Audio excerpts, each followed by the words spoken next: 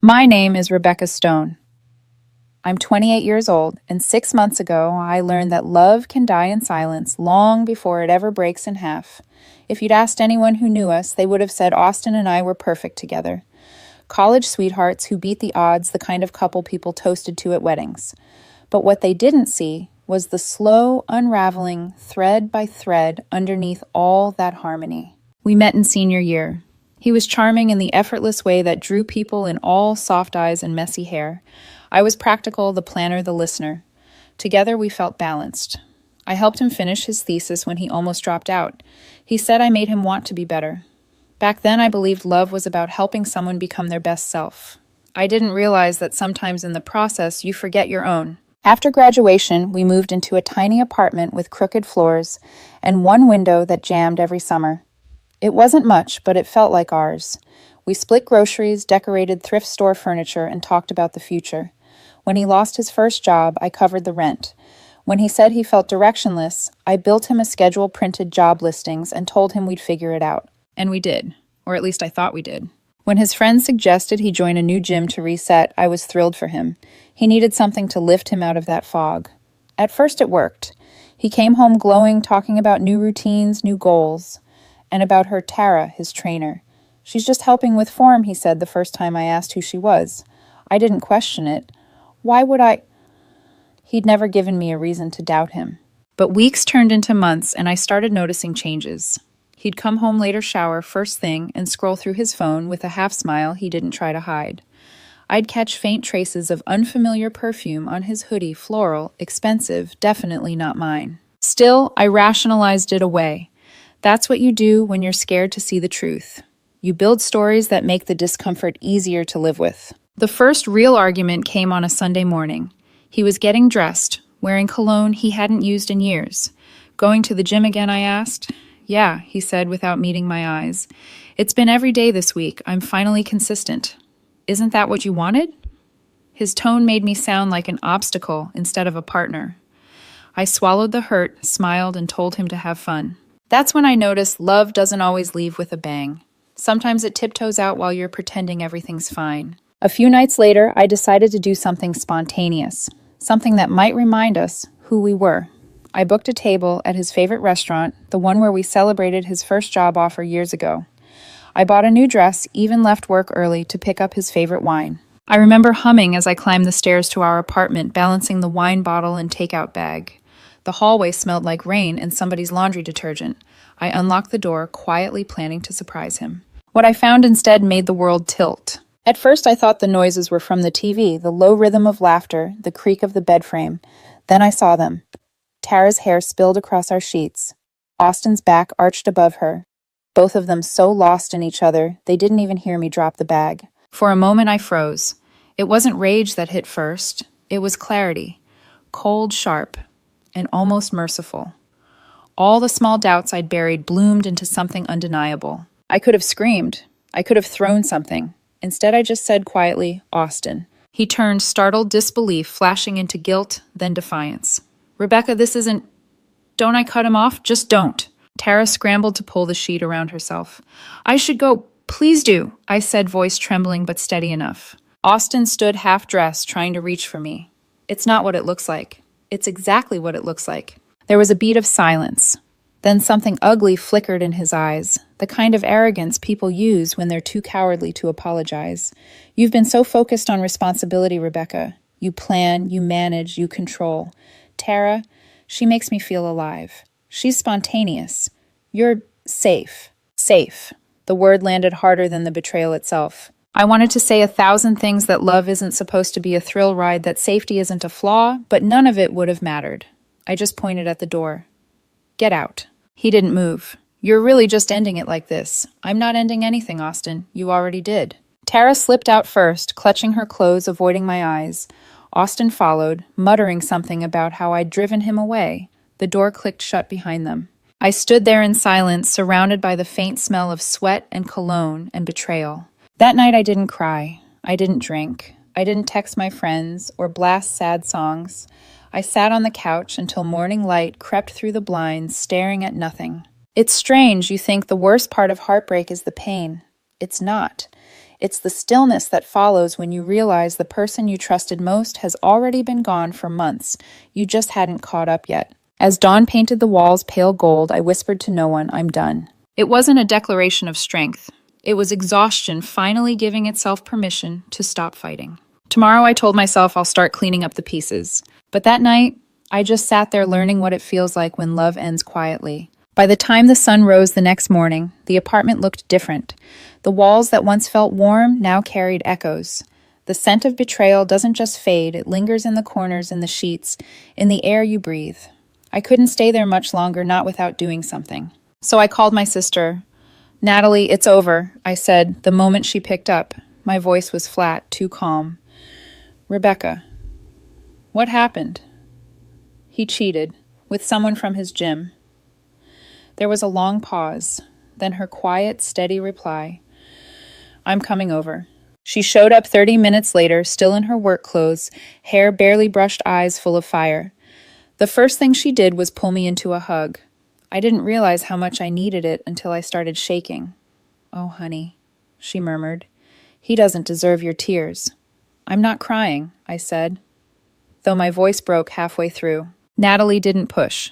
She just looked around the apartment, the half-empty closet, the untouched dinner from last night still sitting on the counter, the wine bottle unopened, and said, let's pack his things. So we did. It took hours. Every shirt, every mug, every memory we shoved into boxes felt like a piece of our life I had to amputate. I found his cologne under the sink, the one I used to love. I sprayed it once into the air and nearly gagged. Natalie took it from my hand and dropped it in the trash. Don't look for closure in trash, she said quietly. Just take out the trash. We found his gym receipts, 2 fancy restaurants, movie tickets, and once a hotel bill. The dates lined up perfectly with the nights he claimed to be staying late at work. How long, I whispered. Long enough for him to stop pretending, Natalie said. By the time we sealed the last box, the sun was setting. Natalie wiped her forehead and studied me. You're handling this too well, she said.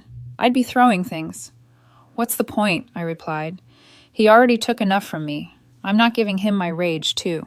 That night she stayed over. We ordered takeout and ate it in silence. The kind of silence that feels heavy but safe. I didn't check my phone. I didn't scroll through his social media to see if he'd posted something stupid. I just sat on the balcony watching the city lights blink below me. It's strange how small your world becomes after betrayal. Everything you thought was solid suddenly feels paper thin. I thought about the early years, how he'd text me goodnight every single evening, how he once said, "You make chaos feel like home." I wondered when that changed, when I stopped being home and started being habit. The next morning, I drove to the hardware store and bought a new lock. The guy behind the counter made small talk, but I wasn't listening.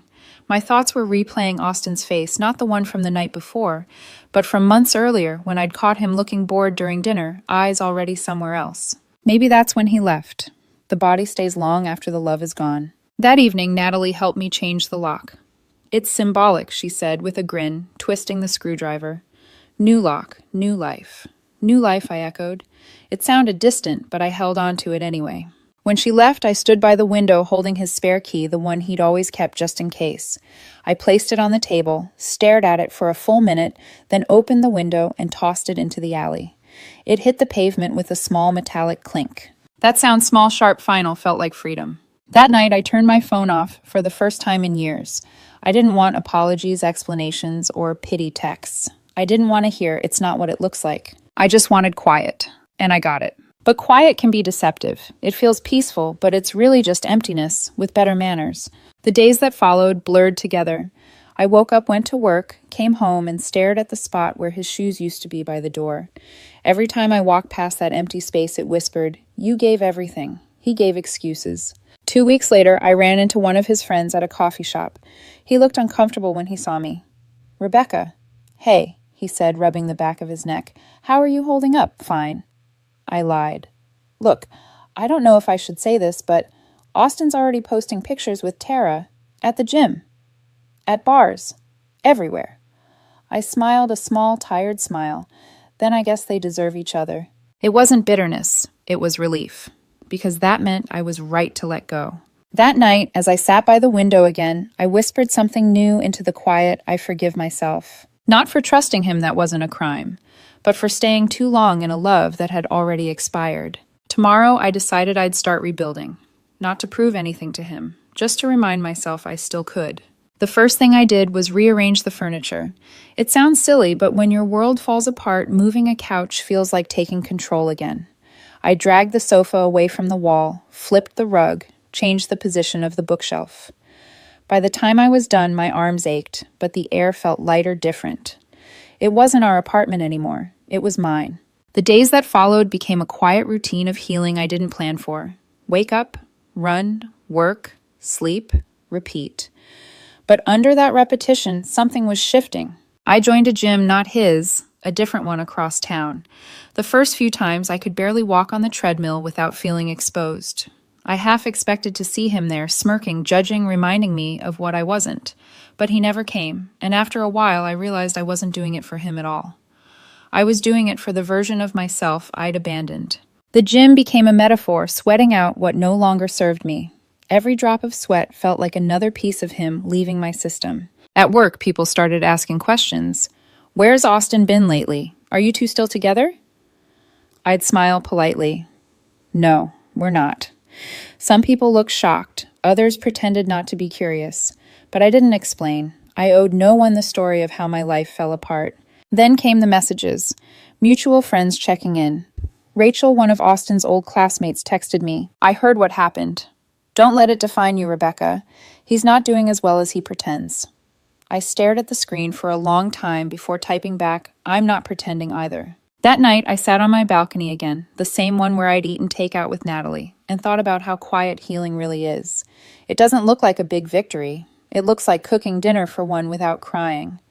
Like going to bed early without checking your phone. Like breathing without the weight of someone else's absence pressing against your ribs. Still, there were moments of weakness. I'd see couples on the street and feel a sharp twist of envy. I'd smell his cologne on a stranger and lose my breath for a second. But then I'd remember I already survived the worst part.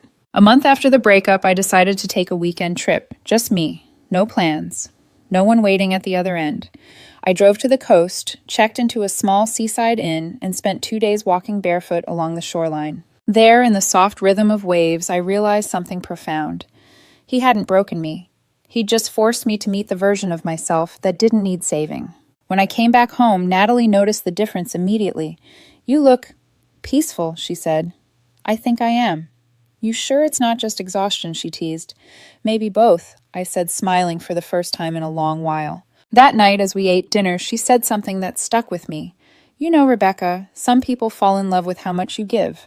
But when you stop giving, they realize they never loved you, just the version that made their life easier." I thought about that for days, because that's exactly what Austin did. After that, I began saying no more often at work, with friends, even with family. I stopped apologizing for being tired. I stopped chasing people who only called when they needed comfort. For once, I started choosing myself.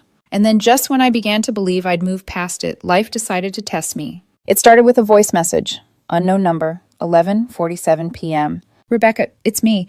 Please don't hang up. I made a mistake. Tara. She's not who I thought she was. I miss you. I can't sleep. Please, can we talk?" I stared at the phone until the screen dimmed. My heart didn't race. My hands didn't shake. There was no part of me that wanted to press play again. I deleted it, no hesitation. 2 days later, another message came. Different number, same voice. "Please, Rebecca, I need you. I'm not okay." This time I blocked it. And that's when I realized something even deeper. The version of me who once would have rushed to rescue him no longer existed. She died the night I found him in our bed. Now I wasn't his savior. I was his consequence. Weeks turned into a quiet kind of peace. I started painting again, something I hadn't done in years. I filled the empty wall above the couch with my own art streaks of blue and gold that looked like chaos trying to find beauty. It wasn't perfect. Neither was I. But it was mine. That's when I began to notice the world again, the way the morning light hit my curtains. The smell of coffee, the sound of life outside my window. I wasn't healed yet, but I was becoming someone new. Someone lighter, stronger, softer in ways that mattered. And though I didn't know it yet, that version of me, the one learning to breathe again, was about to be tested in ways I didn't expect. Because ghosts have a way of coming back when you finally learn to live without them. The first time I saw his name again, it was on Rachel's lips. I was at the grocery store halfway through the produce aisle, debating between two bruised apples when she appeared behind me. Rebecca. I turned, startled. Rachel. Hey, it's been a while. She hesitated, then smiled the way people do when they're about to deliver news they shouldn't. How have you been? Good, I said automatically. You fine. Busy. Listen, I've seen Austin. Just like that, his name dropped into the air like a cold coin into water. He's not doing well, Rachel continued. Tara's been intense, controlling. She checks his phone, his friends, everything. I think she even hit him once. I stayed quiet, adjusting the apples in my hands. I'm sorry, Rachel said quickly. I shouldn't have brought it up. It's okay, I said. You didn't. She watched me for a moment. He asks about you sometimes. He shouldn't, I said softly. That was the end of it. But the mention lingered in my mind for days afterward, circling like a restless bird. Not because I wanted him back, but because I'd once loved someone who was now trapped in the same kind of toxicity he'd chosen over me. And then the calls began. Blocked numbers, late nights, the sound of his voice on voicemail, soft, desperate, almost childlike. Rebecca, I'm sorry. You were right. She's not what I thought. I just need 5 minutes, please. The first time I deleted it. The second I blocked the number.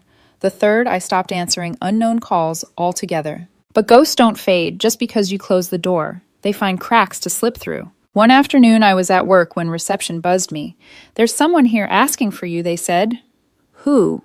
He says his name is Austin. For a moment, everything went still. I looked at my reflection in the computer screen, my hair pulled back, my face calm. You can tell him I'm not available. He says it's urgent. Of course he does. They always do. I took the elevator down anyway. Call it curiosity closure, or maybe one last test from the universe. He was in the lobby wearing the same jacket he'd once worn to our anniversary dinner, except now it hung loose on him. His eyes were red, his hands shaking slightly as he shoved them into his pockets. Rebecca, he breathed, as if saying my name hurt. You look different. I am different, I said. He tried to smile the same smile that used to make me forgive him before I even knew what I was forgiving. I made a mistake, he said quickly. Tara, she's destroying me. I should have never left. You were the best thing that ever happened to me. I crossed my arms. No, Austin, I wasn't the best thing that happened to you. I was the easiest, the safest, the one who cleaned up your messes so you could pretend you weren't standing in one. His jaw tightened. Can we just talk 5 minutes? That's all. We are talking, I said. Like adults. I'm an adult who knows her worth. You're an adult who made a choice. He looked away as if the truth was too bright to stare at. I don't know how to fix it. That's because it's not mine to fix anymore. When I turned to leave, he reached for my wrist instinctively, a small, desperate gesture. But even that felt wrong now. I pulled back gently. Don't, I said. Please don't. The look on his face then wasn't anger. It was something worse, realization. He finally understood there was no version of us left to salvage. He started, voice trembling. I miss who we were. I met his eyes and said, then maybe you should have protected who we were instead of destroying it. He didn't follow me when I walked away. That night I came home and sat in the dark for a while, listening to the hum of the fridge, the sound of rain against the window. I thought I'd feel relief, but what I felt was heavier compassion. Not for him, but for the version of myself who once would have stayed. The calls continued for another week, but I never picked up. Eventually they stopped. In the silence that followed, I realized something profound. Forgiveness isn't letting someone back in. It's closing the door without needing them to knock again. I deleted the final voicemail without listening to it, and for the first time in months, I slept without dreaming of him. When I woke up the next morning, the sun spilled across my bed, clean sheets, quiet apartment air that finally felt mine again. I made coffee, opened the window, and whispered into the light, I survived you. And somewhere deep down, I knew that wasn't bitterness. It was victory. 2 months after that last voicemail, I stopped glancing at my phone every time it buzzed.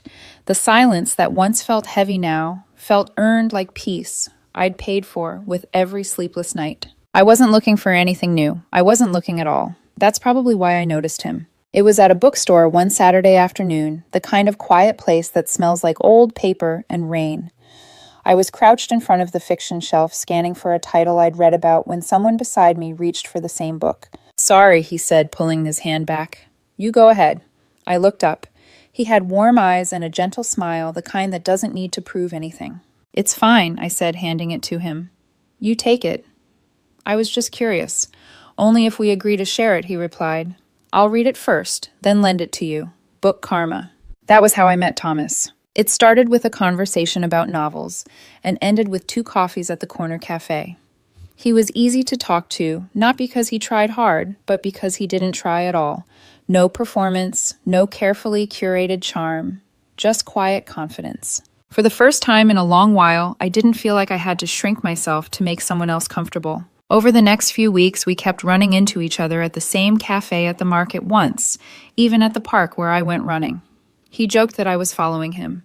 I told him he needed to pick less convenient places to haunt. We started meeting on purpose after that. There was no rush, no desperate spark, no grand confessions, just laughter, long talks, and an ease that felt foreign but right. He didn't ask about Austin, and I didn't offer. Somehow he understood that silence could also be healing. One evening after dinner, we walked by the river. The city lights shimmered on the surface like pieces of broken glass, turned beautiful. He said, "You're different from most people I meet." "How so?" "You don't fill the silence. You listen to it." I smiled. I had to learn to like it. He didn't press for details. He just nodded, as if that was enough. That night when I got home, I realized my cheeks hurt from smiling. It had been a long time since that happened without effort. Then, one evening, months after the breakup, the ghost came knocking again. Literally. It was raining hard. I was cooking dinner when the doorbell rang. Thomas was there, stirring soup in my kitchen, his sleeves rolled up. When I opened the door, I froze. Austin stood there, drenched, thinner than I remembered, eyes hollow. For a heartbeat, all the air left the room. He looked past me, saw Thomas, and something in his face cracked. "I see you've moved on," he said quietly. "I have," I answered. He stepped closer, voice shaking. "I left her. Tara. She's gone." "I made a mistake, Rebecca. I know that now." I held the door, not opening it any wider. "Go home, Austin. Can't we at least talk about what? About us. About how things used to be." Behind me, Thomas didn't move or interrupt. He just stood quietly, letting me hold my own ground. "Austin," I said, my voice calm but firm. "You told me once I was everything you settled for, not what you dreamed about. Remember." His lips parted, no words coming out. "Well," I continued, "I'm not settling anymore either." He tried again, desperation leaking through. "Please, Rebecca. You don't understand how bad it got. I thought I wanted passion. I wanted excitement. But she destroyed me." I swallowed hard. "And now you want me to save you from the storm you chose." Tears started in his eyes. "I was wrong." "No," I said softly. "You were honest. You just didn't realize I'd finally believe you." He looked over my shoulder at Thomas, then back at me. "Who is he?" "Someone who doesn't need to break me to see my worth." There was nothing cruel in my voice, only truth, the kind that doesn't need to shout to hurt. Austin stood there soaked and silent as thunder rolled in the distance. I could see the moment he understood. There was no doorway left for him to step through. "Rebecca," he whispered, "what am I supposed to do now?" "Figure it out," I said, "like the rest of us."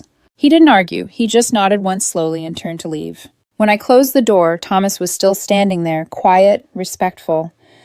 "Are you okay?" he asked. I nodded. "Yes. For the first time, I think I really am." He reached for my hand, and I let him. His palm was warm, grounding steady. Neither of us said anything more. Outside, the rain kept falling, washing the city clean. Inside, I felt something I hadn't felt in years, peace that didn't depend on anyone else. That night, as I drifted to sleep beside Thomas, I thought about how love can destroy you and how sometimes, if you're patient, it can rebuild you too. The difference is who stands beside you when the storm returns. 6 months later, I woke to the sound of sunlight. That's what it felt like, warm, unhurried, patient. Thomas was still asleep beside me, his arm draped over my waist, his breathing steady. There was no rush, no tension, no ache to be fixed. Just quiet, peaceful, real. Sometimes I still catch myself flinching at that quiet waiting for the next disaster. The text, the betrayal, the twist that used to come right when I thought I could finally breathe. But it doesn't come anymore. I think that's how you know you've healed, when peace stops feeling like a warning. Thomas stirs, half awake. You're thinking too loud, he murmurs into the pillow. I laugh softly. Force of habit. He smiles without opening his eyes. Want coffee, I'll make it, I whisper, kissing his shoulder before slipping out of bed. As I move through my apartment, the morning light hits the walls I once thought would always remind me of Austin. Now they're covered with paintings I've made since then, ocean skies, the color of forgiveness. Over breakfast, Thomas scrolls through his phone. My friend's getting engaged, he says, showing me a picture. Good for them. Yeah, he's terrified. I grin. That's how you know it's real. He glances up at me. You ever think about us? I pause, not out of fear, but reflection. I do, but not with panic anymore. He nods, setting the phone down. Neither do I. We sit there for a while, not needing to fill the silence. I realize how different this love feels, not loud, not dramatic, not born out of chaos, just steady. And that steadiness used to scare me because I mistook quiet love for dull love.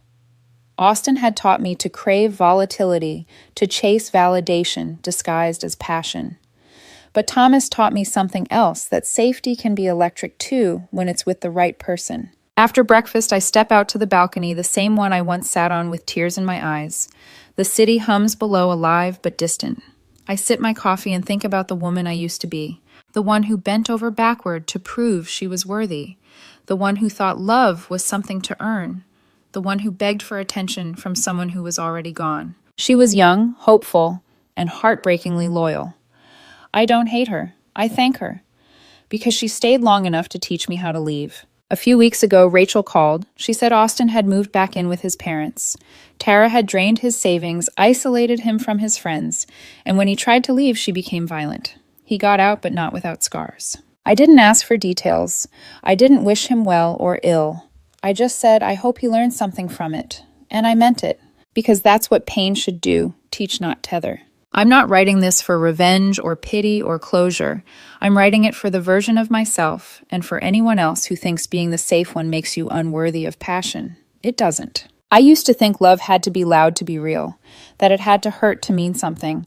But love isn't meant to consume you. It's meant to coexist with you. Austin once told me I was predictable, reliable, too safe. He was right. I am safe. I am reliable. I am steady. And someone who knows what love truly is will treasure those things, not run from them. Thomas thinks I'm exciting enough. He says my calm is what makes him feel alive. And for the first time, I believe him. The funny thing about heartbreak is that it doesn't end with revenge or regret. It ends quietly on an ordinary morning when you realize you haven't thought about the person who broke you in weeks. It ends when you stop looking at love as a test you can fail. I used to think Austin was the lesson, but he wasn't. I was. Because the greatest thing I learned was this: love doesn't make you whole. It meets you there. I take one last sip of coffee, let the breeze play with my hair, and smile. The city hums below, unaware of how much it's witnessed. I spent years trying to be enough for the wrong person, I whisper.